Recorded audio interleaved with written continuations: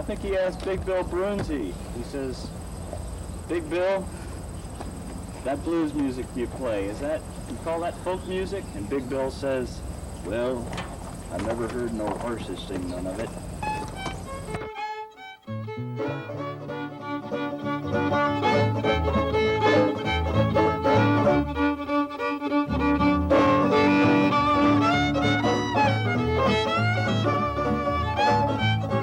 I told you not to mention wild folk dancing.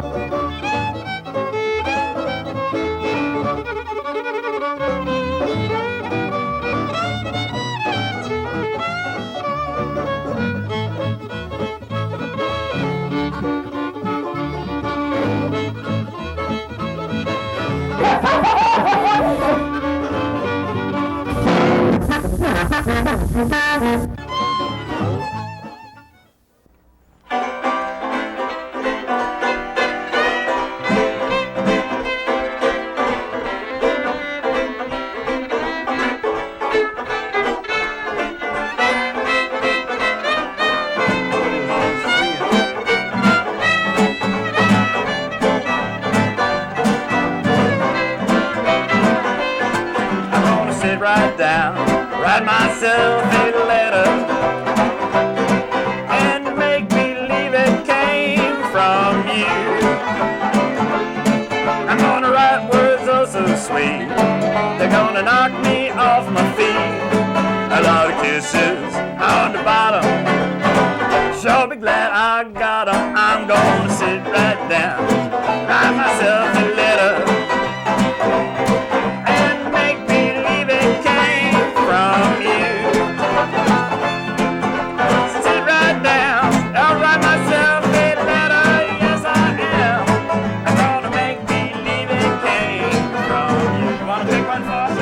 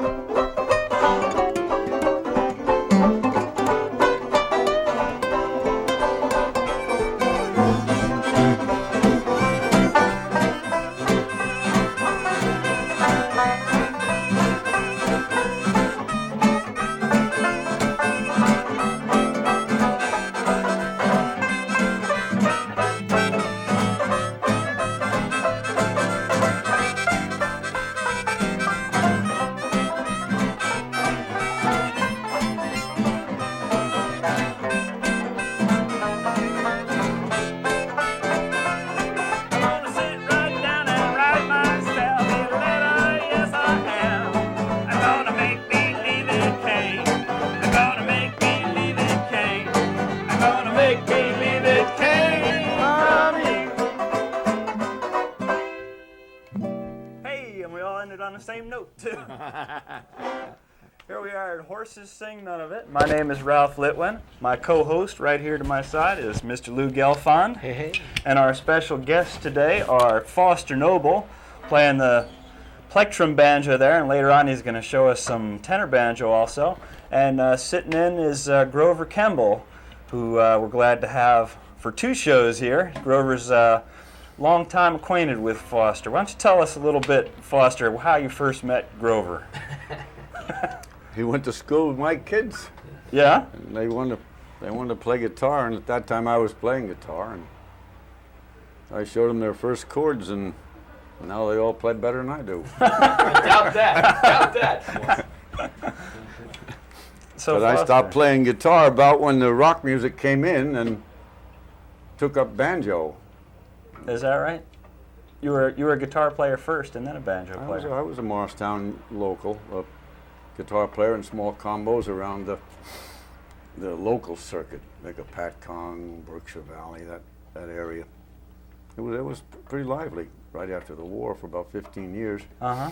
And the younger people started going to the nightclubs, and the music changed. Our kind of music disappeared temporarily. So what, you were playing swing music then in those years? Right. And how did you first get interested in playing an instrument and singing and so forth? I got an old tenor banjo and when I was in high school, and learned from a friend who'd taken a half a dozen lessons, the basic chords, Uh-huh. but I never could get any further. In fact, I didn't know there was anything above the first position for many years. Just, and then, of course, the banjo went out of favor in the 30s. The guitar got popular. And then, there in the 50s or 60s, some records came out like Four Leaf Clover and things that repopularized the banjo. And Spike Jones had a couple good banjo players on his TV show. And it got a revival of interest in the banjo. Mm-hmm. And everybody started digging in their attics and finding those beautiful old banjos from the 20s. And now it's it's an active occupation, going to banjo festivals. In fact, we're going to the Southland Banjorama in Atlanta tomorrow. 4 of us from New Jersey are invited to perform there. All right. We'll be there Thursday, Friday, Saturday. Do you play as a group with the 3 other pickers? Yeah, we split up and make different combinations. None of us are really soloists, so we take turns leading and backing up. Is there a name on the group? We used to call them banjo buddies. The Banjo Buddies. Uh-huh. So why don't you give us a tune here? We'll hear one. Yeah, well, I'll try to play one it wouldn't be connected with rinky-tinky razzmatazz banjo, and Whatever you like. let Grover back me up. We'll play Rustic Dance, which is an old piano piece that I stole from a tape of an old guy playing it a long time ago. I don't know the composer or how old it is or anything. Start at.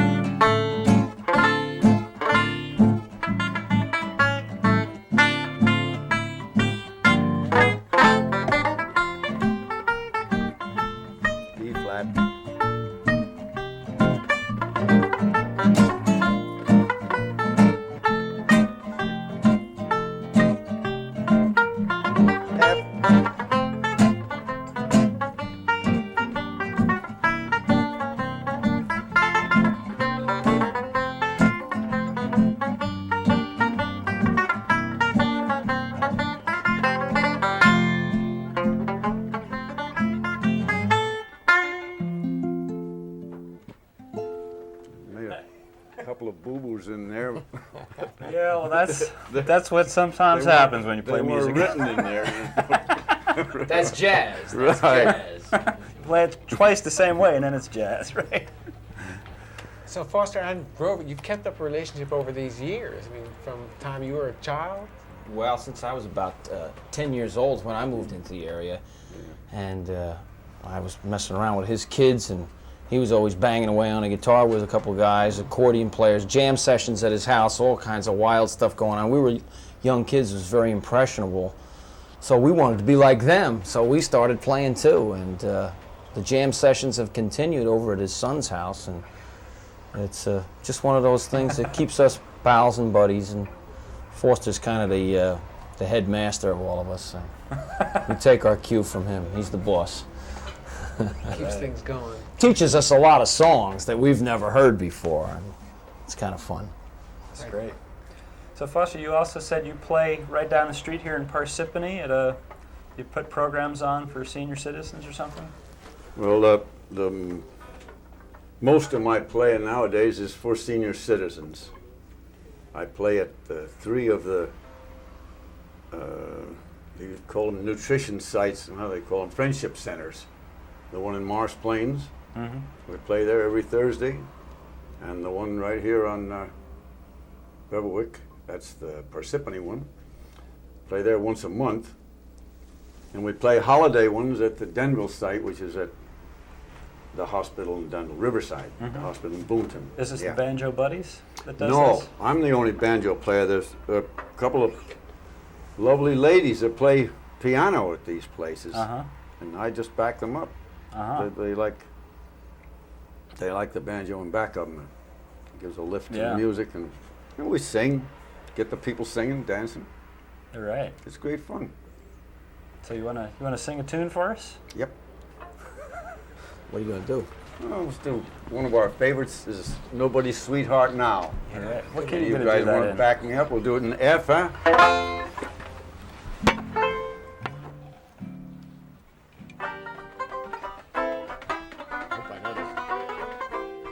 You're nobody's sweetheart now. They don't baby you somehow. Fancy hose, silken gown, you'd be out of place in your own hometown. You'll walk down the avenue, and folks won't believe it's true. What's that? Got painted lips and painted eyes, wearing a bird of paradise. It all seems wrong somehow, that you're nobody's sweetheart now. I got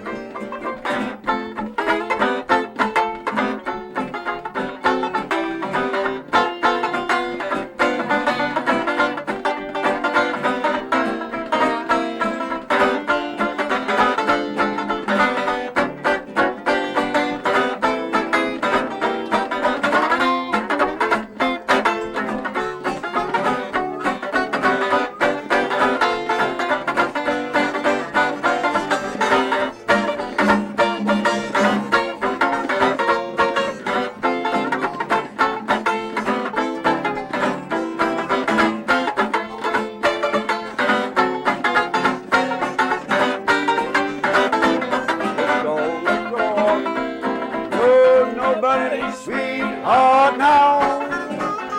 They don't baby you somehow. Fancy hose, silken gown, where you'll be out of place in your own hometown. You walk down the avenue, and folks won't believe it's true. What is that, Foster? Painted lips, painted eyes, wearing a bird of paradise. It all seems wrong somehow. I am nobody's sweetheart, nobody's sweetheart, nobody's sweetheart now. All right. Razzmatazz. That's Zaz, you said. That's where that used to be. Razzmatazz and Zaz. Right. Where that came from. Cab Calloway is one of my favorites. Still going strong. Yeah, he is. What kind of instruments have you brought here today? You brought something else with you too. I think this banjo that you've got now. Maybe tell us a little bit about it. It's got some real fancy plating on it. And what else? What else? Back in the vaudeville days, the banjo players needed a flashy, or they liked to have a flashy front. So there were some extremely fancy banjos made that weren't any better, basically, than the plain ones. But they were very flashy. For instance, this one has hand-engraved gold hardware, gold-plated hardware, not gold hardware. It's gold-plated brass, Right. hand-engraved, and a Gaboon ebony, hand-carved neck. It's got a fancy inlay on the back of the Right. peg head there. And it has ivory, elephant ivory inlays, and the position markers. And it's quite a showpiece. And yet, it's exactly the same banjo as this one, which is just plain. Plain maple, plain nickel plate, plain ebony and mother of pearl inlays. What's the difference in the tone out of the two? Any? No difference at all. The hardware and the tone ring are identical. So if you're The only difference in the tone is that this is a plectrum with a 27-inch strings, and this is a tenor with 23-inch strings. They're tuned differently and fingered differently. You prepare something for us on the tenor there? We'll see what a Certainly. tenor sounds like. Sure.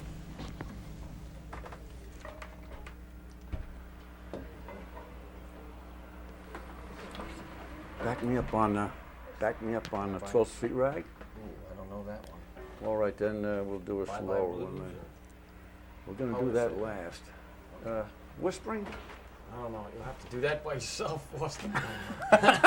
He's hitting me with these tunes. I don't know, folks.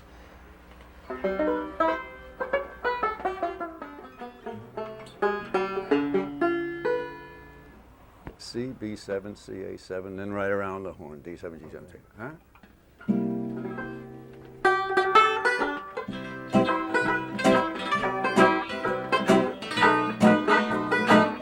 And C.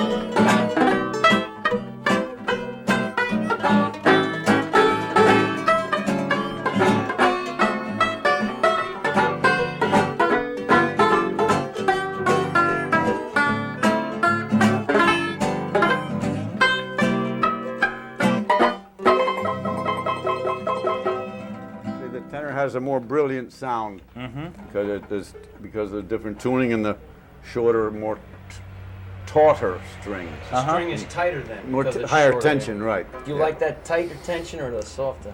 The more That bend? brilliant sound is tops for backing up Dixie band. Yeah. It has a nice, brilliant cutting sound. Yeah, In fact, that's cuts what through all those horns. that's what happened. These banjos were developed to back up bigger outfits. They put resonators on them to project the sound. Like yours doesn't have a resonator, and it doesn't project the same as these. Right. It doesn't have to compete with trumpet. Yeah, it's more to play with fiddles and mandolins Exactly. and Right. guitar sound. That's what the softer resonator instruments, was yeah. developed for in the 20s. What's this little lever here? Do you use that for something? That's a bacon soft pedal. Bacon's the name of the banjo. Right. The bacon. And it pushes a little pad up under the bridge and gives it.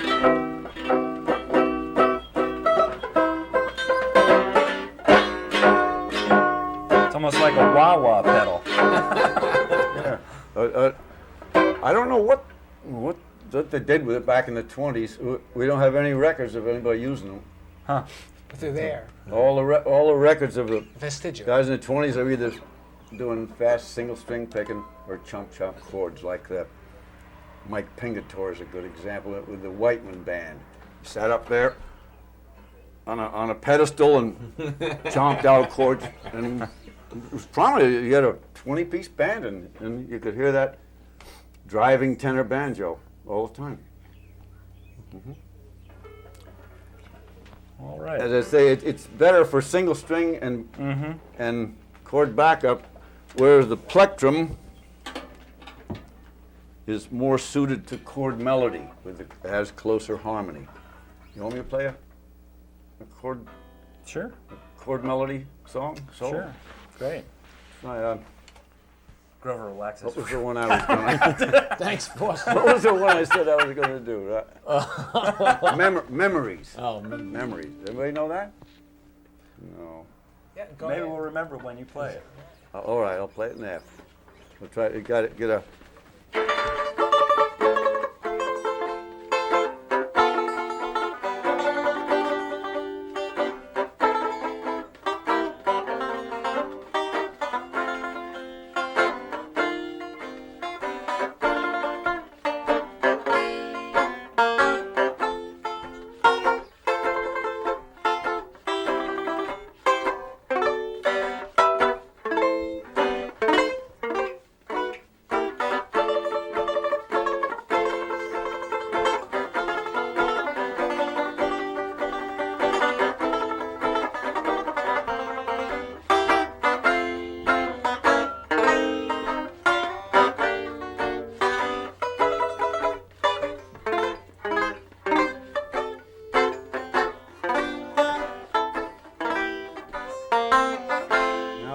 Get a chorus in a different style.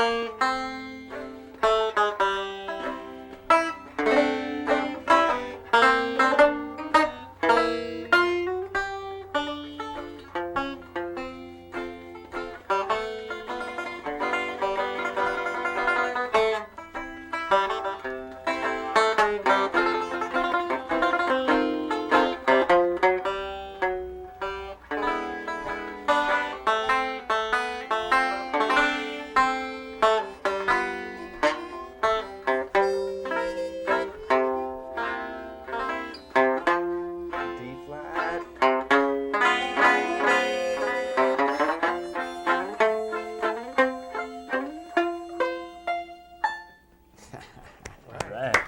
that's great. What So- was that called? Memories. Memories. It's an old. It's so nice Probably. to hear chord melody on the banjo. I mean, Yeah, you just that's- never that's hear wonderful. that. It's great. Well, That's pretty. Well, what else you got for us, Foster? You want to sing another one? well, I was always a fan of Bing's, so can you guys know if I had my way? Give it a whirl. I think it sings in C. Let's see. It's C, A7, D7, G7, huh? Okay. Then it's F, E7. If I, A7, had my way, D7 forever there'd be a a garden of roses for you and for me. C to E, 1,001 things. F, here I would do D7 just for you. Only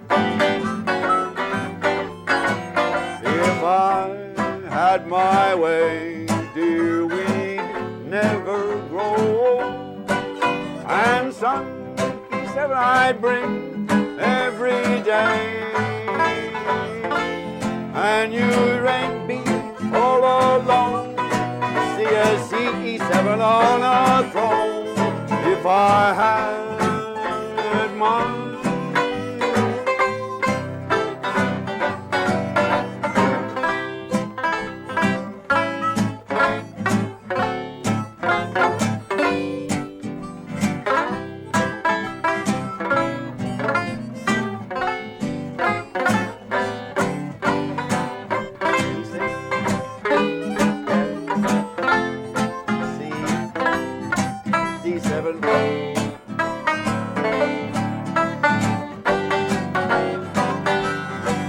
If I had my way, dear, we'd never grow old. And sun E7 I'd bring every day. And you'd reign B7 all alone, like a queen or A7 on a throne. If I had my will.